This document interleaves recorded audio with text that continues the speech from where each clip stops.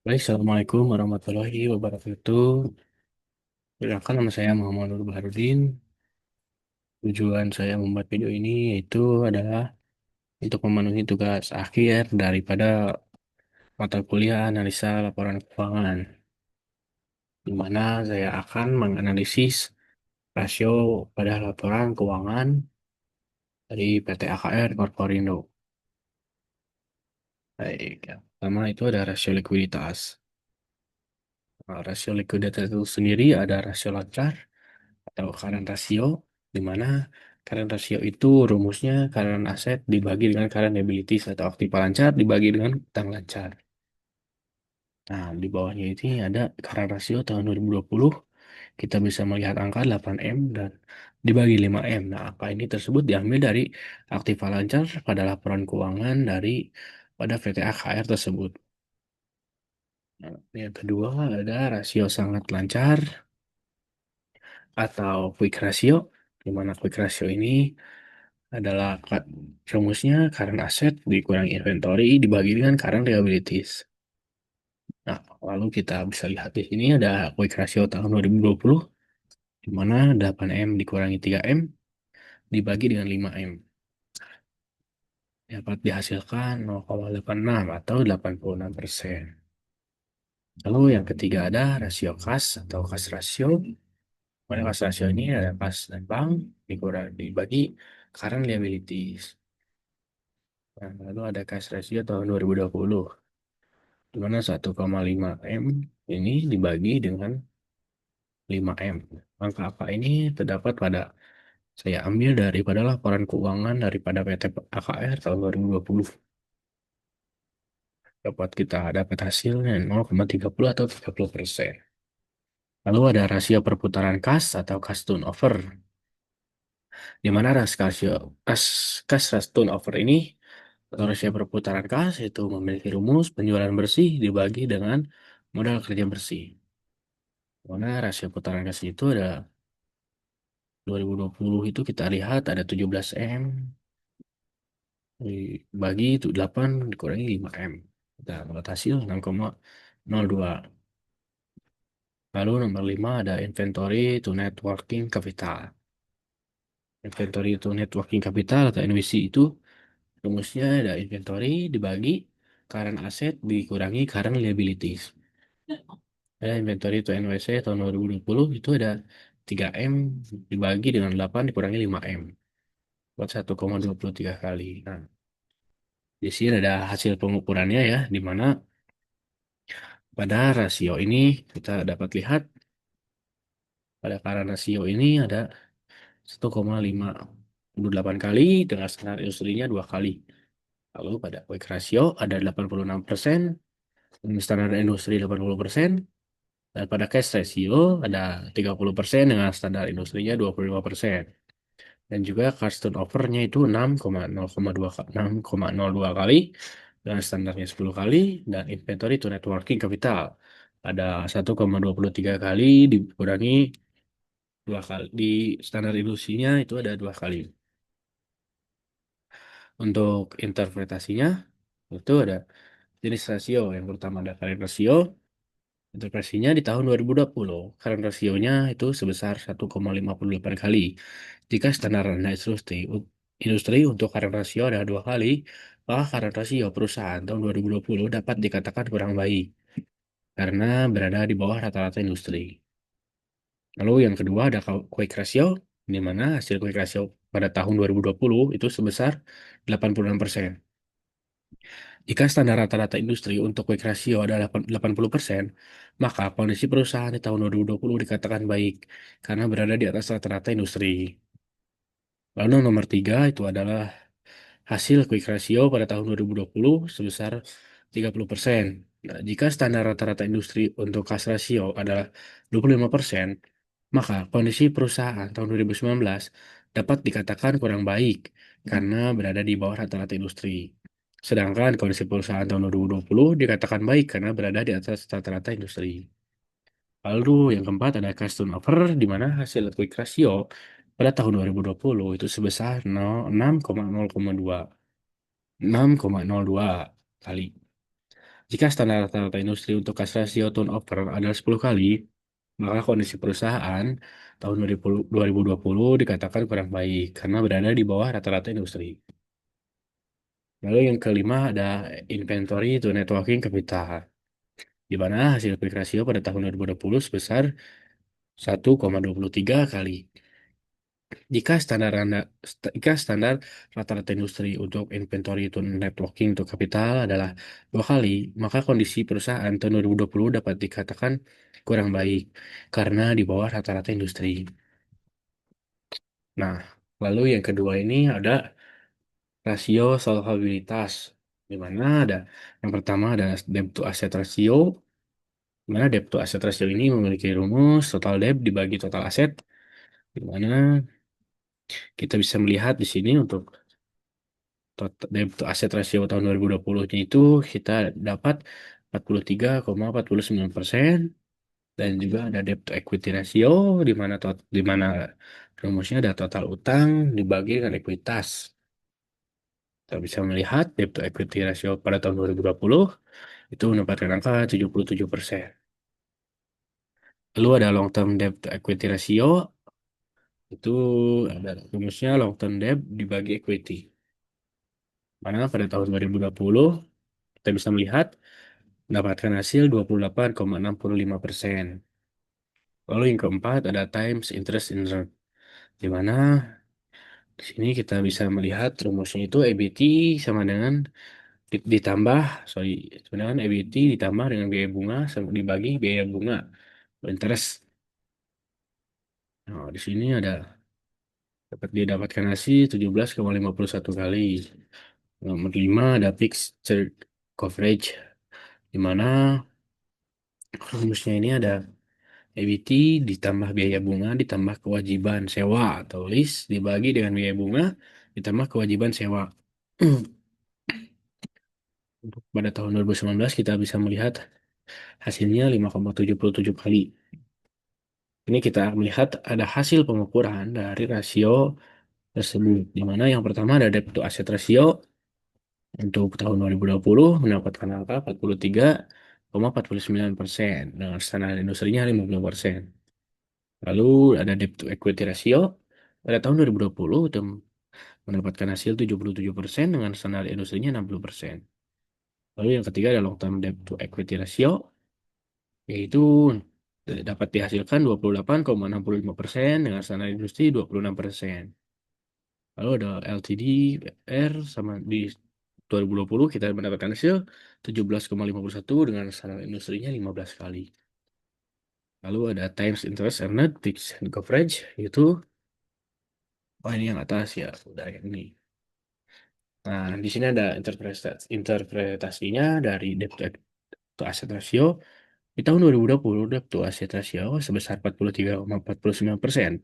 Artinya sebanyak 43,49% dari aktiva perusahaan ini didanai oleh utang atau pinjaman ya. Jika standar rata-rata industri untuk debt to asset ratio adalah 50%, maka kondisi perusahaan untuk tahun 2020 dinilai baik karena berada di bawah rata-rata industri atau perusahaan dibiayai utang di bawah rata-rata industri. Yang kedua ada debt to equity ratio, di mana hasil debt to equity ratio pada tahun 2020 sebesar 77 kali. Di mana jika standar rata-rata industri untuk debt to equity ratio adalah 60%, maka kondisi perusahaan tahun 2020 dapat dikatakan baik karena berada di bawah rata-rata industri. Karena bagi investor, perusahaan memiliki tingkat utang yang tinggi dibandingkan dengan rata-rata industrinya, sehingga diprediksi memiliki potensi yang kecil untuk membayar dividen karena dikhawatirkan laba akan dipergunakan untuk membayar utang. Namun di satu sisi lain, utang yang tinggi juga belum tentu perusahaan dalam kondisi yang buruk karena mungkin saja utang yang tinggi bisa menghasilkan penjualan yang tinggi pula, tergantung dari usaha yang dilakukan perusahaan. Lalu ada long term debt to equity ratio, yaitu hasil pengukuran long term debt to equity ratio tahun 2020 sebesar 28,65%. Di mana jika standar rata-rata industri untuk long term debt to equity ratio adalah 26%, maka kondisi perusahaan tahun 2020 dapat dikatakan kurang baik karena berada di atas rata-rata industri. Lalu ada times interest rate di mana hasil pengukuran times interest rate tahun 2020 sebesar 17,51 kali. Nah, jika standar rata-rata industri untuk time interest rate adalah 15 kali, maka kondisi perusahaan pada tahun 2020 dapat dikatakan baik karena berada di atas rata-rata industri. Lalu yang kelima ada paycheck coverage, di mana hasil pengukuran paycheck coverage ini pada tahun 2020 sebesar 5,77 kali. Nah, jika standar rata-rata industri untuk paycheck coverage adalah yang 5 kali, maka kondisi perusahaan dapat dikatakan baik karena berada di atas rata-rata industri dan tentunya akan menyulitkan perusahaan untuk memperoleh pinjaman. Lalu kita akan melihat rasio aktivitas di mana di sini ada receivable turnover, di mana rumusnya penjualan kredit dibagi rata-rata piutang. Nah, untuk receivable turnover tahun 2020 kita mendapatkan hasil 5,30 kali. Lalu ada days of receivable, di mana piutang rata-rata kali 360 dibagi penjualan kredit. Itu dikali jadi jumlah hari dalam 1 tahun ya. Dibagi perputaran piutang. Atau dibagi perputaran piutang, di mana kita bisa mendapatkan hasil 69 hari. Lalu nomor tiga ada inventory turnover, di mana penjualan dibagi persediaan. Kalau inventory turnover pada tahun 2020 ada 4,6 kali. Lalu ada days of inventory. Nah, jumlah hari dalam 1 tahun dibagi perputaran persediaan. Di mana day turnover ini, day of inventory ini 79 hari. Lalu ada working capital turnover, di mana penjualan bersih dibagi modal kerja rata-rata. Didapatkan hasil 7 kali ya. Lalu ada fixed asset turnover, di mana penjualan dibagi total aktiva. Lalu ada total asset turnover, di mana penjualan dibagi juga total aktiva. Tadi ya.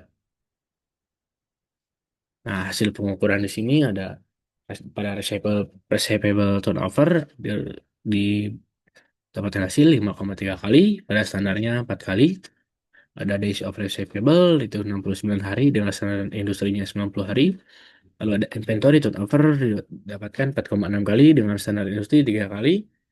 Days of inventory didapatkan 79 hari dengan standar industri 100 hari. Lalu working capital turnover didapatkan 7 kali dengan standar industrinya 4 kali. Lalu ada fixed asset turnover didapatkan hasil 3,4 kali dengan standar industri 3 kali. Lalu ada total asset turnover ada 0,88 kali dengan standar industrinya 1,5 kali. Interpretasinya untuk rasio DC untuk yang pertama ada receivable turnover atau perputaran piutang. Di tahun 2020, perputaran piutang itu sebanyak 5,3 kali. Jika standar industri untuk perputaran piutang adalah 4 kali, maka kondisi di perusahaan pada tahun 2020 dapat dikatakan baik karena berada di atas rata-rata industri. Lalu yang kedua ada day of receivable atau hari rata-rata penagihan piutang, di mana hasil days of receivable pada tahun 2020 selama 69 hari. Jika standar rata-rata industri untuk day of receivable adalah 90 hari, maka kondisi perusahaan tahun 2020 dapat dikatakan baik karena berada di bawah rata-rata industri. Karena semakin kecil, maka semakin cepat piutang dapat ditagih. Kalau ada inventory turnover, itu perputaran persediaan. Nah, pada hasil pengukuran perputaran persediaan tahun 2020 sebanyak 4,66 kali, jika standar rata-rata industri untuk perputaran persediaan adalah 3 kali, maka kondisi perusahaan tahun 2020 dapat dikatakan baik karena berada di atas rata-rata industri. Lalu ada days of inventory atau hari rata-rata persediaan tersimpan. Ada hasil pengukuran days of inventory tahun 2020 sebanyak selama 79 hari. Jika standar rata-rata industri untuk days of inventory adalah 100 hari, maka kondisi perusahaan tahun 2020 dapat dikatakan baik karena berada di bawah rata-rata industri. Artinya, perusahaan terbilang lebih lama menyimpan persediaan di gudang dibandingkan dengan rata-rata industrinya. Lalu ada working capital turnover atau perputaran modal kerja, di mana hasil pengukuran perputaran modal kerja pada tahun 2020 sebanyak 7 kali. Jika standar rata-rata industri untuk working capital turnover adalah 10 kali, maka kondisi perusahaan tahun 2020 dapat dikatakan kurang baik karena berada di bawah rata-rata industri. Lalu ada fixed asset turnover atau perputaran aktif aset, aktif tetap, sorry. Hasil pengukuran perputaran aktif tetap tahun 2020 sebanyak 3,4 kali. Jika standar rata-rata industri untuk peak asset turnover adalah 3 kali, maka kondisi perusahaan tahun 2020 dapat dikatakan baik karena berada di bawah rata-rata industri. Artinya, penggunaan aktiva tetap oleh perusahaan kurang efisien jika dibandingkan dengan perusahaan lain. Lalu ada total asset turnover atau perputaran aktiva, di mana hasil pemutaran aktiva tahun 2020 sebanyak 0,88 kali. Jika standar rata-rata industri untuk total aset turnover adalah 1,5 kali, maka kondisi perusahaan tahun 2020 dapat dikatakan kurang baik karena berada di bawah rata-rata industri. Artinya pengguna lebih lebih efisien jika dibandingkan dengan perusahaan lain. Lalu ada rasio profitabilitas. Mana yang pertama ada margin laba kotor atau profit margin, mana ada rumusnya penjualan bersih dikurangi harga pokok penjualan dibagi sales atau penjualannya.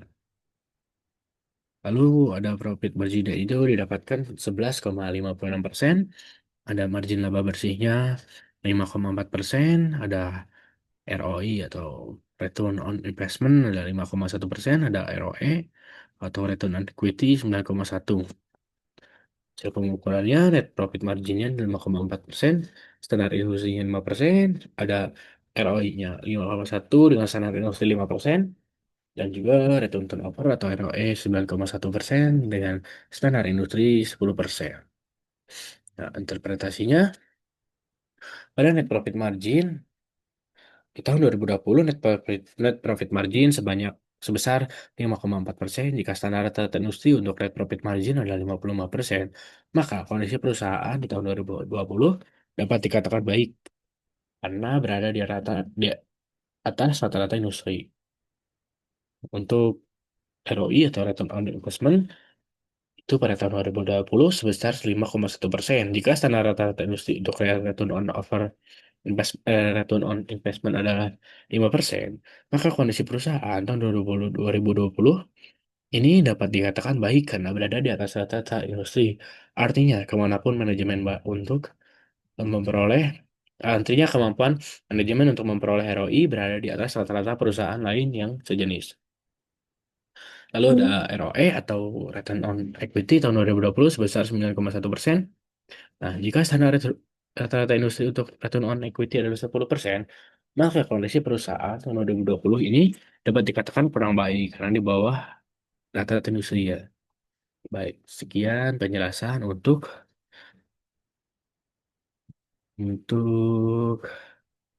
analisa laporan keuangan. Mungkin mohon maaf bila masih banyak kesalahan baik dalam penulisan maupun pengucapan. Wabillahi taufiq wal hidayah. Wassalamualaikum warahmatullahi wabarakatuh.